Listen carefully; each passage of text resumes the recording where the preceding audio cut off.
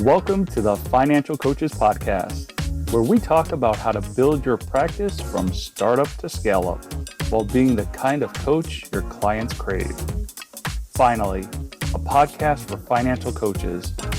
Here are your hosts, Maria Casillas and Cody Sizemore.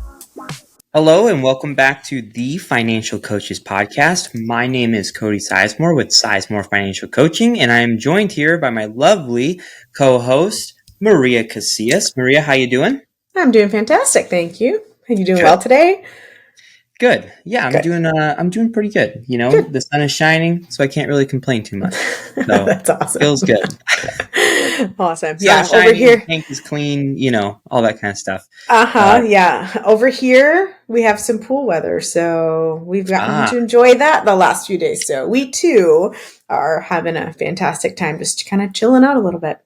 Good. Anyway, that's not what we came here to talk about. Let's jump right into what we came to talk about. Yeah, we came here to talk about something other than the weather, which today is something that I personally am very passionate about because it's a really big part of my practice and how I kind of operate and generate new leads and get new clients and all that kind of stuff. So what we're going to talk about today is the power of online events. And specifically, we're going to kind of zero in on one type of event. There's a lot of different types of events that you can do between like different challenges or webinars or retreats or, like whatever it might be. But today, what we're going to focus on is kind of an interchangeable term. I've heard it called webinars. I've heard it called masterclasses. Some people might argue that those are very different things. And more power to them. But I personally use the terms interchangeable. So That's what we're going to be focusing on is those webinars and those master classes and how we can kind of set those up and utilize them to create new leads, get new people on calls, and then thus close new clients as well. Perfect. Let's do it. Yeah. So let me first start off with, the reasoning behind this, okay, and how it's kind of set up. So for me personally, the way that I use these is it's a free resource, right? And usually it's over Zoom. And typically, they can last anywhere from the short end of like 30 minutes to the long end of 90 minutes, somewhere in there. Mine typically are around an hour per se, somewhere around there. But it's usually a free event that happens on Zoom. And, you have like a landing page that people go to and they register for it for free. And in response or in exchange for that, you get their information, you get their name, their phone number, and their email. So they're automatically added to your list. And you just invite them in and then you host the event.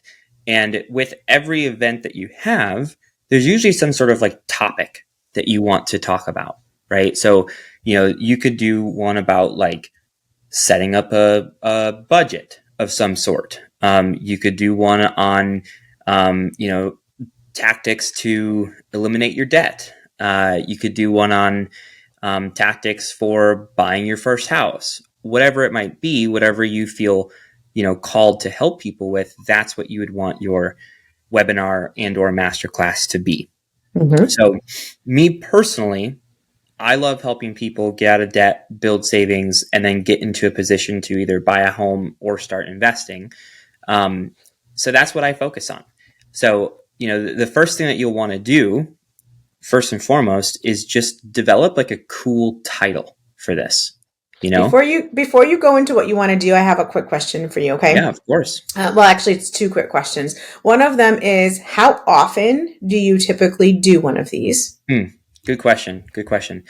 So you can do them as often as you see fit. Personally, I do them every 2 months. And the reason for that is because it's enough to have like a good, a good influx of like new leads or new consultation calls that are booked. And it kind of coincides with like like my group program that I have coming up. That happens every like 2.5 to 3 months. So I kind of schedule it to complement that. But, as long as you're not like overdoing it, and what I mean by that is like you're not tapping the market dry, then you're fine. If you do 3 or 4 of these and you notice that like your registrants are at like 50 the first time, and then 40, and then 30, and then 20, then that might be an indication that either A, you're doing it too often, or B, the thing that you're offering is just not as enticing to people anymore. Okay, so that's perfect. It actually brings me to the second question, and it's more of a clarification than straight out question. You mentioned that you can do this on a variety of topics. So my question to you is, do you do this on a variety of topics, or do you find the topic that you love most and then do that over and over? So for example, when you said that you like helping people with their budgeting, and then there was something in the middle that I don't remember, and like leading to buying a house, would you say that you're doing 3 separate master classes that are, being marketed to different individuals? Or do you just kind of choose the one that is going to then lead them through the others? Does that question make sense? Yep. It's a great question. You can mix it up as much as you want. I personally kind of tried a few to see what worked and like what got a good response and what didn't. Okay. And I found one that got a really good response. So I just stuck with that one for several times in a row, and I'll stick with that until I feel like it's not working anymore. And then I'll change it up a little bit, so that's a really good question. So thank you. Go on. So first thing you want to do is get a good title. Yeah. A good title, something that is attractive, and, it kind of rolls off the tongue, and it also gives them what they want. Right. Mm-hmm. So this is something that's very, very important with marketing, is that we as coaches, we want to help people. So we always want to go for what people need. Right. Yeah. But the goal with this type of event is not to coach people. It's not to do that. It's to get them in the door, right. And the way to do that is to give them what they want first, and then hit them with what they need later on. Right. Mm-hmm. So for example, the one that I have found that works really well for me, and this is my webinar, so don't steal it, right? Hold on, y'all. I'm going to take notes. No, right. I'm just kidding. So something that I have found works really well for me is the title for mine is Master Your Money. That's the main title. And then the subtitle is 5 Simple Shifts to Rapidly Eliminate Your Debt and Amplify Your Wealth. So master your money. Everybody wants that. And then everybody wants 5 things, it's measurable, that are simple to rapidly eliminate their debt, quickly eliminate it, and then amplify their wealth from there. That's what I have come up with. And it's attractive on many, many different assets. So, kind of toy around with your own title, but the main thing is just to make it attractive, make it memorable, and make it something that they want. That's the first thing. And then once they get into it, then you can give them what they need from there. So that's step 1, is getting a good title. And then, as far as like setting this up, like I said, it would be something that goes over Zoom, right? Mm-hmm. So, you'd have your Zoom account, and you'd have, the 10 or 20 or 30 people, whoever, or 5 people or 2 people, doesn't matter. But however many people, they come in, and then you kind of give like a presentation that can be somewhat interactive in some ways, right? Like, you're driving the main thing, but then you're asking certain questions to get interaction throughout the whole process. So for me, I'm going to use mine as an example. So I mentioned that there's 5 simple shifts, right? Mm-hmm. So the structure for me is I'll kind of open up the webinar or the masterclass, and I'll give like a quick kind of like almost like setting the stage in a way to where it's like, mm-hmm. Hey, welcome to this class. This is who this is for. This is who this is not for. Here's a little bit about me, but enough about me. Let's get into this stuff, right? And then I start with shift number 1, and I go through that. And then I go into shift number 2, 3, 4, and 5. And then at the end, I'll have a call to action. So before I get to the call to action, I want to talk about these 5 shifts. And for you, it could be 3, it could be 5, it could be 10. I probably wouldn't recommend any more than that. But, it could be a number of things, right? Mm-hmm. With these teaching points or these shifts or these keys or these secrets or however you want to call it, it's really important to give people value without giving them the complete answer to their problem. Mm-hmm. Right? Because if you give them the complete answer, then there's no reason for them to take that next step and book a call with you, which is why you're kind of doing it in the first place. Like, yeah, you're doing it to give back in some way, but you're also doing it to ultimately book calls, Mm-hmm. So you want to give them enough value without giving them the full answer. So give them like a little bit of a carrot. In a carrot could look like something as far as like just giving them a new perspective on something. So for example, like one of my shifts actually just talks about, your mindset towards your money, Mm-hmm. and having a different perspective on it and how it's tied into your heart and into your mind. Mm-hmm. That doesn't really give them anything. We're not doing any sort of exercises with them, but it is telling them like, hey, like this is a really, really important thing and you should consider doing this in some way. Right. Mm-hmm. So it could be as simple as just changing a perspective on something. And that gives them value because they know that that's something they have to do. But then they'll ask, well, how do I do that? The answer to that is then getting onto a call. And that's going to be your call to action Mm-hmm. at the end. You want to basically say, hey, like all of these 5 things we can expand on. We can look at your situation. We can give you a personalized game plan. So book a free breakthrough session or a free discovery call or a free consultation or whatever you want to call it.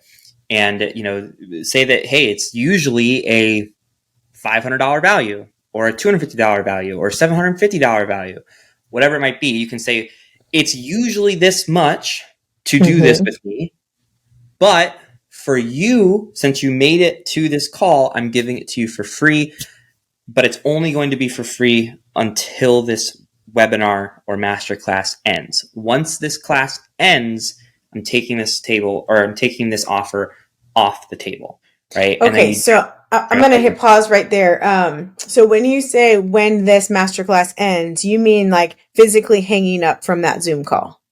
Yes. Okay. I just want to make sure it wasn't that or that it was that instead of like while I'm offering this masterclass. You mean Zoom call's done.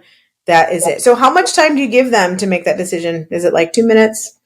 Is it 5? Yeah, it's probably less than 5 minutes. Okay. Yeah, because you want to create that sense of scarcity. Yep.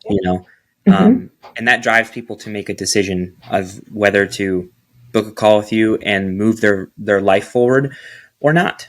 And if they choose not to, then cool. That's not who you want to work with, And if they do, then that's a good step in the right direction.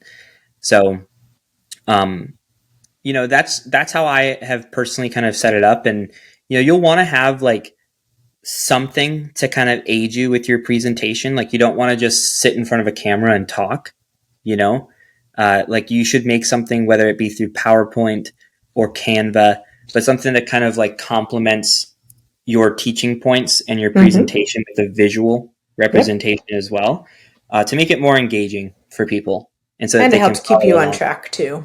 And to keep you on track too. Yeah. Yeah. Because it can be very easy to get off track. Yeah, So, I'm actually really glad that we're doing this today because, many of you listening may or may not know, but I actually have put some things on pause that I had started prior to bringing my kid home from a public school to start homeschooling her. So I have 2 that I'm homeschooling now. But I recently quit a job, which I think we talked about on the podcast before.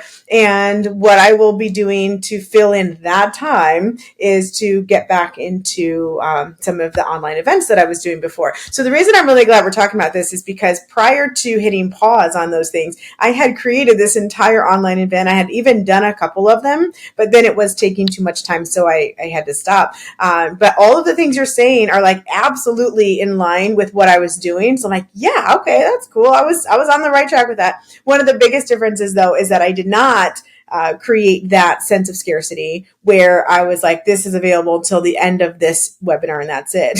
So I will definitely be implementing that when I re-engage. But I wanted to share, if I could, with our audience, a couple of the differences that I was doing, just because I want them to know that there is a possibility of doing some of those things. One of them is I actually did do a workshop. So it wasn't a master class the way that you described, but it really was more of a hands-on workshop thing. But all of the other things that you said were absolutely in line. I mean, the title of it was Color Your Money to Change Your Life. And then I think it was 5 steps to breathe life and meaning back into your personal finances. Because the audience that I'm looking at, they're so tired of just looking at numbers all the time. They really want to feel part of that, like they're a part of it again, and they want to have that meaning. So it was what you said, like give them what they want, tell them what they want. And I was creating a new perspective for them through these 5 steps, but I was actually walking them through an exercise. And that's the only reason I'm bringing this up, is because you had said you don't necessarily need to walk them through the exercise. I actually did. And I still kept it. It was no more than 90 minutes. It usually was around 75, to be honest. But they were going through these 5 different things that they needed to do. And what they were the only ones seeing their numbers. So they actually did come prepared with some of their own information, but they were not sharing that information with everybody else. Does that make sense?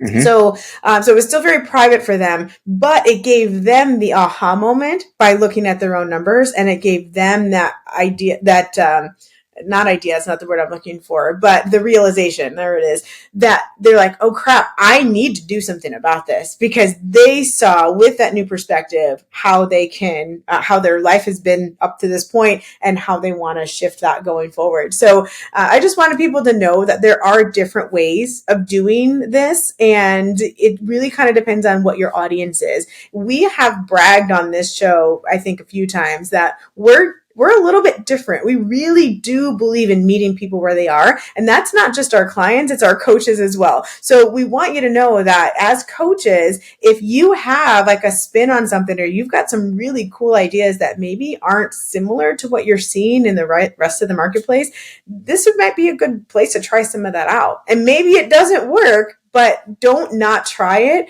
just because you think, well, that's not typical. That's not what most people do.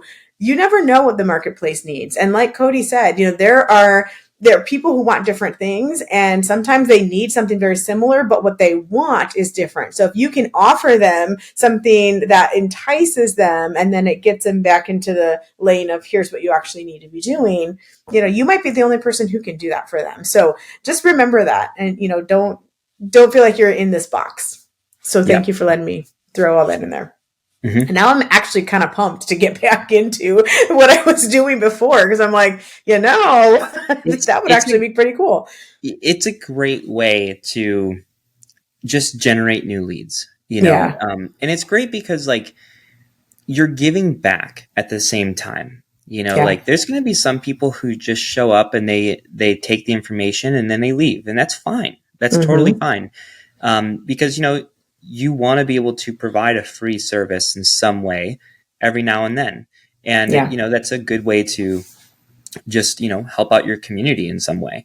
But it's also a really good way to generate new leads. Every time that I do this, and with creating that scarcity at the end, I'll tell you, it is a great feeling when you're talking and you drop that link into the Zoom chat for them to book a call with you.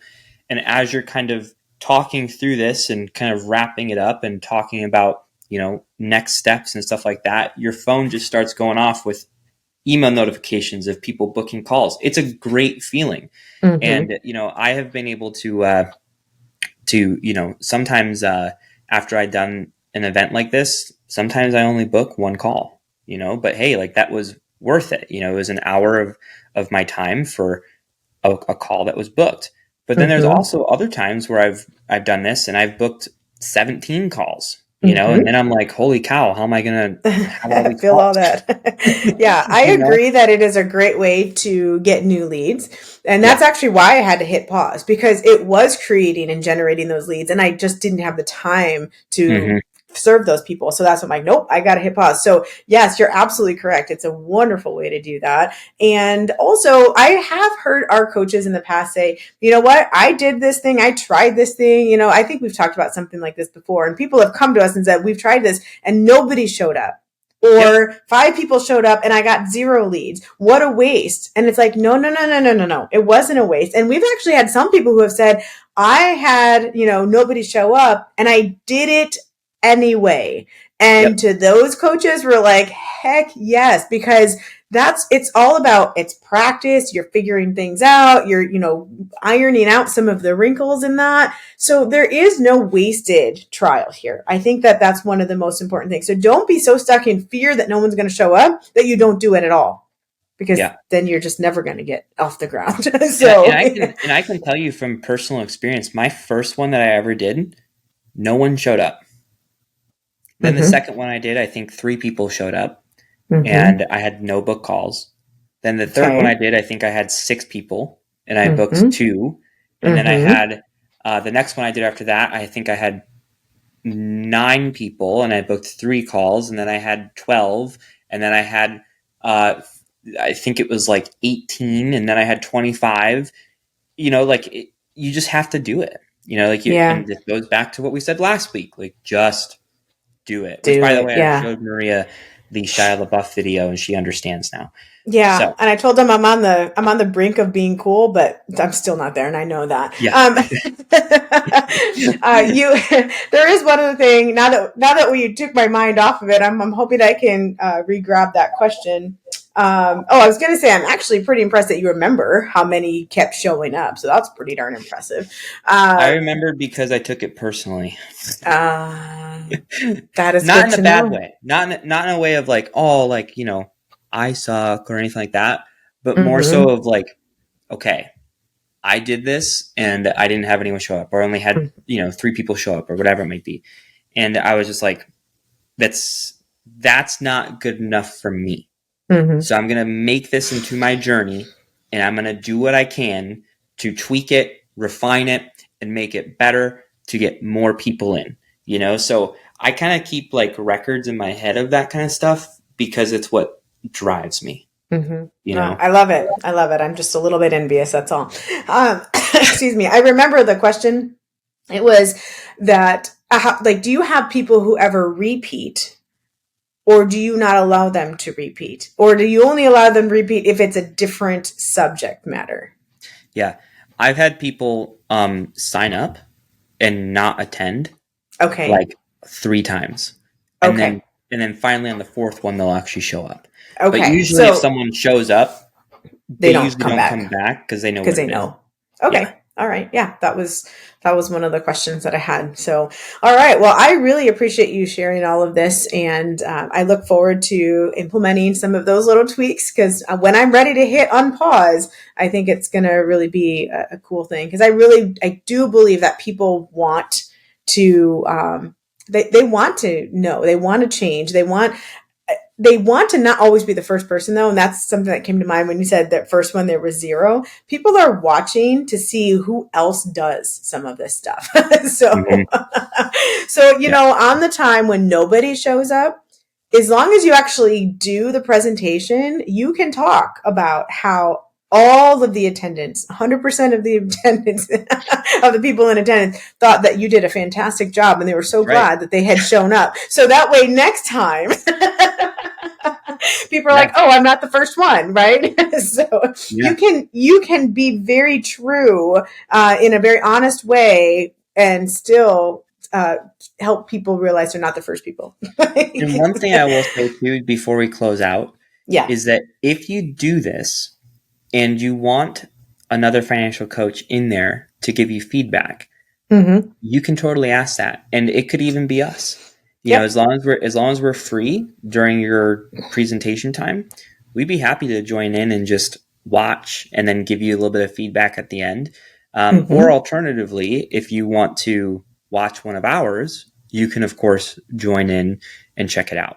I've had a lot of coaches do that with mine in the past. So I jumped into one of your first ones just to support you and see how that went and provide feedback. And that seems like forever ago now. But yeah, I remember doing that. And I agree 100%. If you want that, you guys just ask us, and it could be us, but if we're not available, we actually have that entire community of coaches, and it's continuing to grow. And I'm willing to bet that someone would be very interested in jumping in on that, just to help, provide that support and feedback. So, as in that vein, feel free to join our Facebook group, which is New Money Habits Financial Coaches. There you go. Someday I will absolutely get that correct. But yeah, we encourage you to join us there. You just have to answer a few questions. They're really simple questions, but we do use that to see if you are a bot. So if you want to answer, some questions to jump in, don't feel like we're, trying to trick you. We really just want to make sure that you're legit, because we actually really covet that group. We want to make sure it stays nice and clean. And so there you go. All right, you guys, thank you so much for tuning in to another week of the Financial Coaches Podcast. Cody and I are thrilled to have you here, and we are excited to see you again next week. Have a good one. Bye. See you guys. Thank you for listening to the Financial Coaches Podcast, brought to you by New Money Habits and Sizemore Financial Coaching. Submit your questions to our hosts by emailing podcast@newmoneyhabits.com. Be sure to subscribe to be notified of future episodes and join our growing group of like-minded coaches on Facebook. And until next time, happy coaching. Music provided by Summer School.